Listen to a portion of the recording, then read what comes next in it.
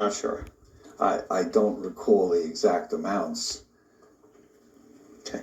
Monkey cellular material remaining in the vaccine is considered either impurities or byproduct of the manufacturing process, correct? Yes.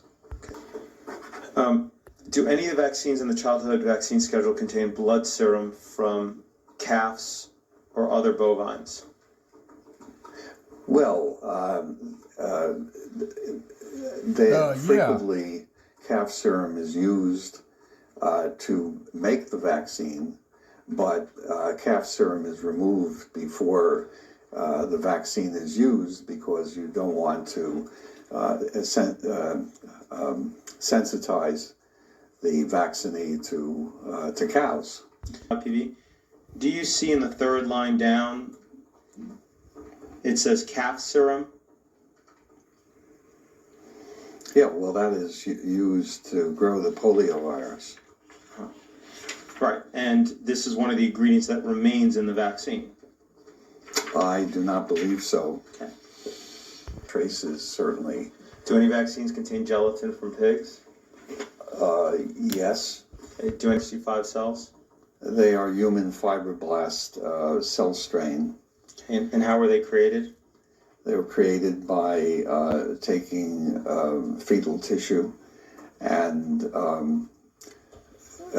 from a particular fetus that was aborted by maternal choice, and the cells, the so-called fibroblast cells, were cultivated from that tissue. The fibroblast cells replicate for about 50 passages and then die. The vaccines that contain human material in them, they also contain human DNA and protein, correct? They may, yes. Okay. Are you aware of any simian, monkey, viruses, meaning viruses that come from primates, that contaminated polio vaccines and infected individuals receiving the polio vaccine? Yes, SV40. Okay. And what does SV40 stand for? Simian virus 40. Okay. Are you aware of any virus from any animal other than simian or bovine that is in any vaccine? Yes, there's a pig virus present in one of the rotavirus vaccines. In your work related to vaccines, how many fetuses have been part of that work? Answer: my own personal work, 2. Okay. So I'm going to ask that question again. In your work related to vaccines, how many fetuses were involved in that work? There were only 2 fetuses involved in making vaccines when fetal strains of fibroblast strains were first developed.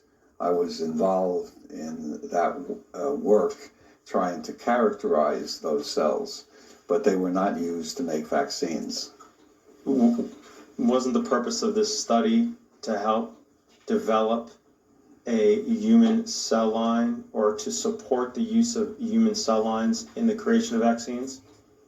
The idea was to study the cell strains from fetuses to determine whether or not they could be used to make vaccines. So this was related to your work? Well, yes, in a sense, to vaccines, correct? Yes. It was preparatory.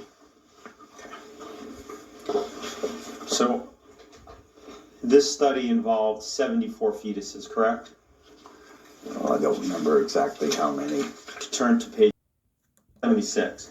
Mm-hmm. And these fetuses were all 3 months or older when aborted, correct? Yes. Okay. And these were all normally developed fetuses, correct? Yes. Okay.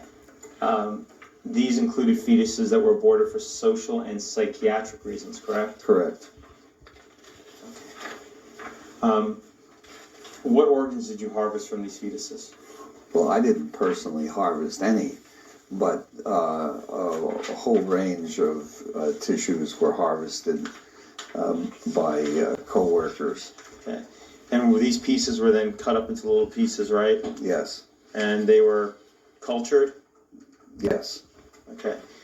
Some of the pieces of the fetuses were pituitary gland that were chopped up into pieces to. Mm-hmm. Okay. Included the lung of the fetuses. Yes. Okay, included the skin, Yes, kidney, yes, spleen, yes, heart, yes. and tongue. I don't recall, but yeah, probably yes. So I just want to make sure I understand. In your entire career, and this was just one study. So let me ask you again. In your entire career, how many fetuses have you worked with? Well, I don't remember Approximately. the exact number, but quite a few when we were studying them originally before we decided to use them to make vaccines. Have you ever used orphans to study an experimental vaccine? Yes, Do you believe that someone can have a valid religious objection to refusing a vaccine? no, Do you take issue with religious beliefs? yes, You have said that, quote, vaccination is always under attack by religious zealots who believe that the will of God includes death and disease. yes, You stand by that statement? I absolutely do. Okay.